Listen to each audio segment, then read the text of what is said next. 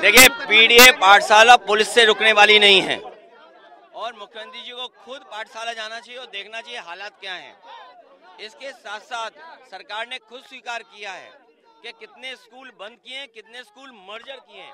अगर सरकार खुद स्वीकार कर रही है तो इसका मतलब सरकार का फैसला गलत था, और सरकार अगर पुनः विचार कर रही है तो सरकार को बंद किए प्राइमरी स्कूल खोलने चाहिए और साथ ही साथ मर्जर की जो स्कीम है वो खत्म करनी चाहिए। और समाजवादी पार्टी के लोग बच्चों को तब तक पढ़ाएंगे जब तक उन पाठशालाओं में शिक्षक ना आ जाएं। मुस्लिम यादव को लेकर के लगातार बयान दे रहे हैं। ये कोई नया काम नहीं है, ये भारतीय जनता पार्टी की रणनीति है। पहले इकरा हसन सांसद के खिलाफ बीजेपी के नेता ने कहलवाया, कोई कार्रवाई नहीं हुई। डिम्पल यादव के खिलाफ बीजेपी के अपने लोगों ने कहलवाया, उस पर कोई कार्रवाई नहीं हुई। आज जो ये कागज निकला, इनकी मानसिकता बता रही है। लेकिन पीडीए के लोग जागरूक हैं, समझदार हैं, इन बातों को ध्यान में नहीं रखेंगे। उनका लक्ष्य है भारतीय जनता पार्टी का सफाया होना यूपी से। बिहार में जो है लगातार कमीशन पे आप लोग भी जो है आरोप लगा रहे हैं। ये यूपी में 18,000 अगर वोटर्स जो समाजवादी पार्टी ने शिकायत की थी कि डिलीटेड हैं, जो उन्होंने 2019 में वोट डाला था 22 में वोट नहीं डाल पाए थे, डिलीटेड किस कारण हुए और डिलीट करने का बाकायदा एफिडेविट हम लोगों ने चुनाव आयोग को दिया था। 18,000 वोटों का जो डिलीटेड हुए उन पर किसी अधिकारी पे कार्रवाई नहीं की। अगर कार्रवाई होती तो एसआईआर जैसी स्कीम अगर कभी उत्तर प्रदेश में आएगी तो हमें और जागरूक रह करके काम करना पड़ेगा, क्योंकि जब जनता से हारने लगे मुद्दों पर ये नहीं टिक सकते हैं तब इन व्यवस्था को ले रहे हैं कि एसआईआर के बहाने वोट कटवा दो। ठीक है सर, थैंक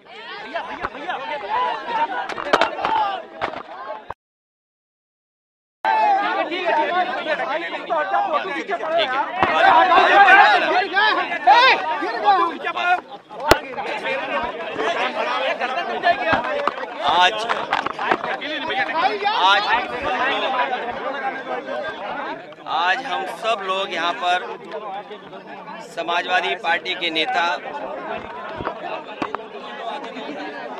समाजवादी चिंतक, जिनको हम लोगों ने बचपन से देख करके और जब से राजनीति में हम लोग आए हैं, छोटे लोहिया जनेश्वर मिश्र जी को देख करके, सुन करके और उनके संघर्षों को याद कर करके समाजवादी आंदोलन को हम सब मिलकर के उसको आगे बढ़ाने का संकल्प लेते हैं। आज हमारे साथ राम गोविंद चौधरी जी हैं, पार्टी के हमारे प्रदेश के अध्यक्ष और पार्टी के बहुत जिम्मेदार नेता सभी साथ हैं। और हर साल आज के दिन हम लोग यहाँ पर आते हैं और जनेश्वर मिश्र जी को याद करते हैं। समाजवादी नेता जनेश्वर मिश्र जी उस रास्ते को देकर के गए हैं, वो समाजवादी आंदोलन को देकर के गए हैं जो आज भी हम लोगों को रास्ता दिखा रहा है। आज भी देश की खुशहाली के लिए जो कभी डॉक्टर राम मनोहर लोहिया ने, छोटे लोहिया जनेश्वर मिश्र जी ने, नेताजी ने जो समाजवादी रास्ता दिखाया था, उसी रास्ते से देश में खुशहाली आएगी। उसी समाजवादी सिद्धांतों, कार्यक्रमों से समाज के हर वर्ग को सम्मान मिलने का काम होगा। इस आंदोलन को हम लोगों कर देकर के गए हैं। हम सब समाजवादियों की जिम्मेदारी बनती है कि इस आंदोलन को और आगे लेकर के जाएं। इसी से देश की खुशहाली है, इसी आंदोलन से। ये इस समाजवादी सिद्धांतों, कार्यक्रमों से ही हमारा देश मजबूत होगा।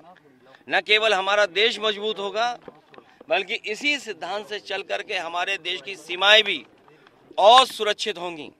इसलिए हमें खुशी इस बात की कि जिस आंदोलन में हम सब जुड़े हुए हैं, वो कभी डॉक्टर राम मनोहर लोहिया ने, छोटे लोहिया जनेश्वर मिश्र जी ने, नेताजी ने और तमाम समाजवादी लोगों ने हमें ये आंदोलन दिया है। आज के दिन जब हम जनेश्वर मिश्र जी को याद कर रहे हैं तो ये संकल्प भी लेते हैं कि समाजवादी रास्ते पे चल करके जनता की सेवा करेंगे हम लोग।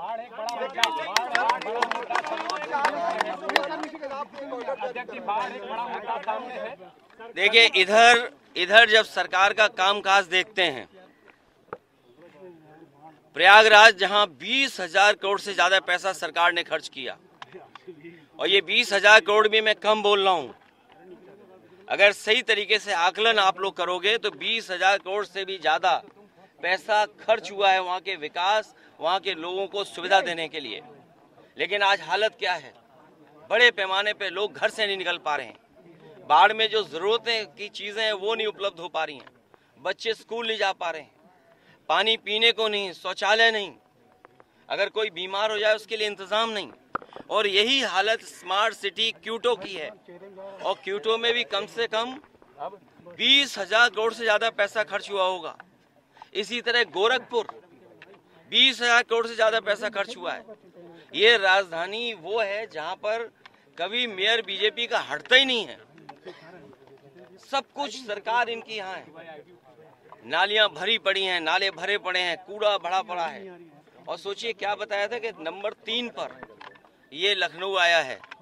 जांच तो इस बात की हो, एजेंसी कौन है जो जांच कर रही है या सर्वे कराती है, ये सवाल तो है ही है। लेकिन इसके साथ साथ सवाल किसान का है।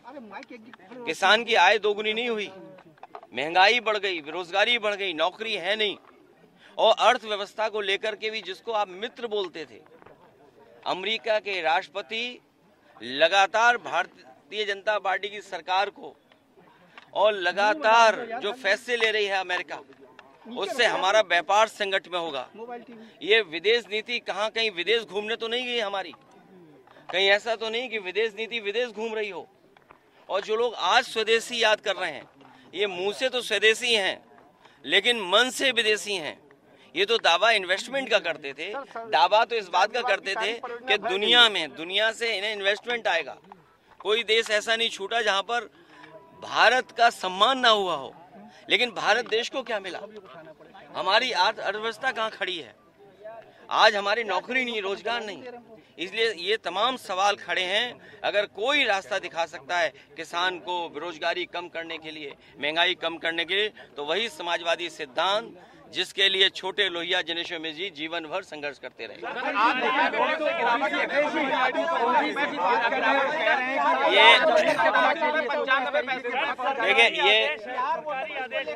देखिए रुपए में गिरावट आज फिर हुई है डॉलर के मुकाबले। यहाँ जितने हमारे पत्रकार साथी जानते हैं कि माफिया कौन है,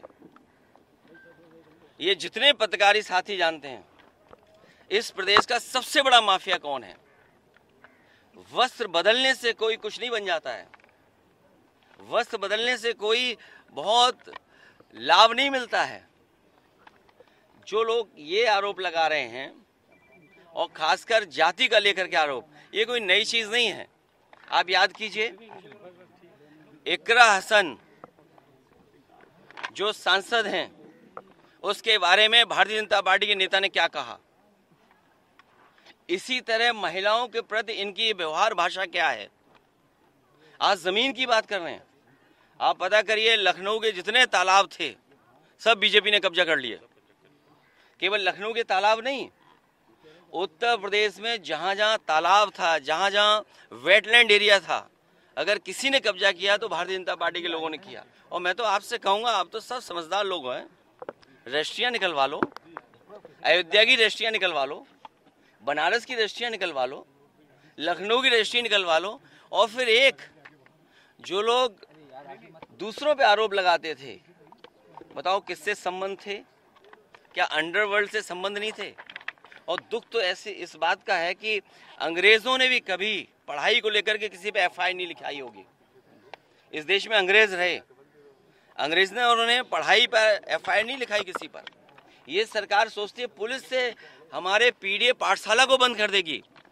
हम समाजवादी लोग संकल्प लेंगे, जब तक सरकार वहां पर टीचर्स ना पहुंचा दे, प्रिंसिपल ना पहुंचा दे, तब तक हमारी पीडीए पाठशाला चलती रहेगी, पीडीए ट्यूशन चलता रहेगा, जिस तरीके से हम लोग चलाते आए हैं।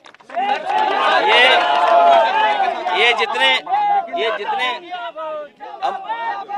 सर 1.5 लाख करोड़ से भी ज्यादा बकाया है निजी कंपनियों का। अब ये मुख्यमंत्री जी जो करा रहे हैं पाठशाला, मुझे लगता है मुख्यमंत्री जी को भी जरूरत है पाठशाला जाने के लिए। उनको भी जरूरत है कि पाठशाला जाएं, कम से कम देखें पाठशालाओं की हालत क्या है। सर 1.5 लाख पाठशाला में उन्हीं के जिले में पाठशाला में बताओ छतगिरी बच्चे घायल हो गए। और मुझे याद है राम गोविंद चौधरी जी हमारे साथ हैं, मंत्री थे, हम लोगों ने नए स्कूल बनाना शुरू कर दिया था। इसी लखनऊ शहर में अभिनव विद्यालय खोला था, संस्कृति खोला था। एक दिन आपको दोनों स्कूलों में ले चलेंगे। और संस्कृति स्कूल वो खोला था जो न केवल देश और दुनिया में सबसे अच्छा स्कूल होता, लेकिन ये शिक्षा के खिलाफ लोग हैं, और जो शिक्षा के खिलाफ लोग हैं वो सबसे बड़े माफिया हैं। सर एक सवाल और है सर, पंचायती राज के जो जॉइंट देखिए, उमर को जेल भेजना, ये जो बीजेपी सरकार है, क्योंकि सरकार के पास कुछ दिखाने को नहीं है, बताने को नहीं है। अब आप इसी पार्क में इंटर करिए, ये पार्क समाजवादियों ने बनाया। सबसे पहले होर्डिंग किसकी नजर आती है? मैं आज आपसे कह रहा हूं, जिन जिन के नाम लिखे हैं राजनाथ सिंह जी के अलावा सबके नाम हटा दिए जाएंगे। ये जो होर्डिंगें लगी हुई हैं यहाँ पर, ये पार्क बनाया समाजवादियों ने, होर्डिंग किसने लगाई? क्या लगा रही है सरकार? इस पार्क को भी बर्बाद करी। तो जब काम दिखाने को नहीं है इन्हें, जब काम बताने को नहीं है, और मीडिया भी कभी कभी साथ नहीं देता इनका, तब ये क्या करते हैं, कभी किसी पे झूठा मुकदमा लगा करके। और ये पत्र निकला है, इनका सोच का परिचय दे रहे हैं। ये जो बलिया से पत्र निकला है, ये सोच का परिचय है। इसी तरह अगर किसी पे झूठे मुकदमे लगा करके पकड़ा है, तो ये सरकार बहस को बदलना चाहती है। ये चाहती है कि बुनियादी सवालों पे बात ना पूछें, बाढ़ पे न पूछें। बताइए, प्रयागराज 20,000 करोड़ रुपए खर्च कर दिए, बाढ़ आ गई वहाँ, पूरी सड़ी दे रहे हो, पूरी खराब दे रहे हो, बासी दे रहे हो। 15 अगस्त के पहले उत्तर प्रदेश की सरकार 15 अगस्त मना रही है, राष्ट्रीय एक तरीके से देश के लिए समर्पित करने की बात कह रही है, तिरंगा यात्रा करने की बात कह रही है 13, 14 और 15 को ऑपरेशन सिंदूर के बाद। भारतीय जनता पार्टी ये बताए कि जमीन कितनी थी और आज कितनी है। जो हमारा क्षेत्रफल है, भारत का क्षेत्रफल, वो कितना था और कितना है।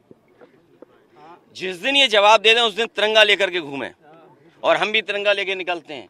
और इस पार्क में जहां हम और आप लोग खड़े हैं, सबसे बड़ा तिरंगा लगाया था। यहाँ पर पुलिस और पीएससी का बैंड समय समय पर परेड करता था।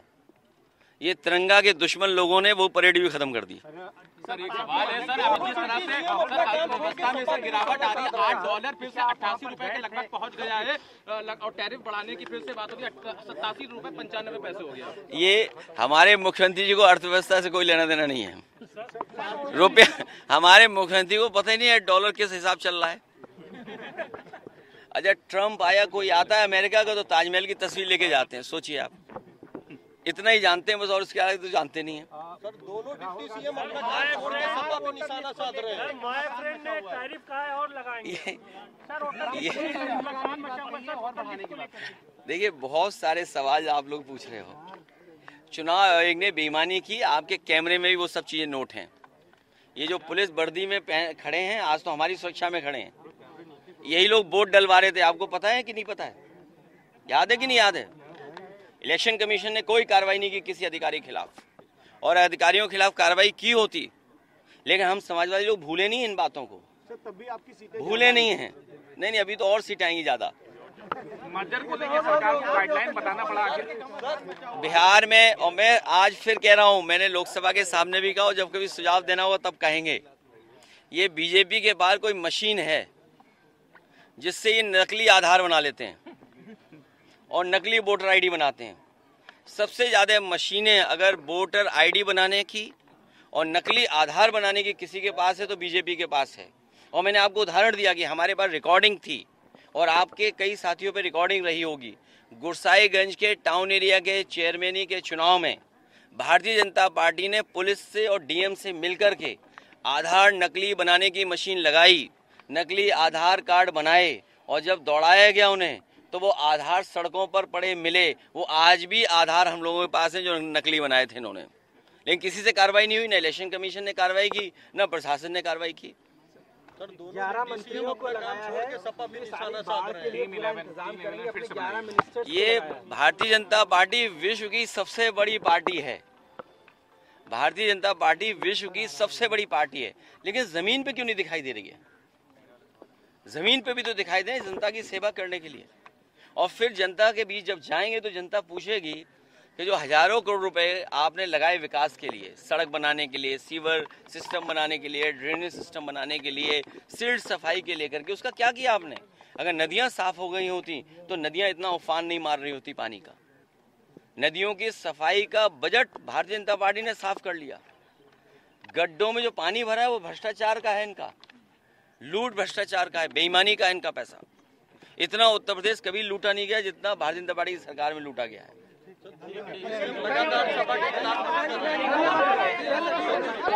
कोई काम नहीं है अपने विभाग का, इनको अपने विभाग संभालना चाहिए।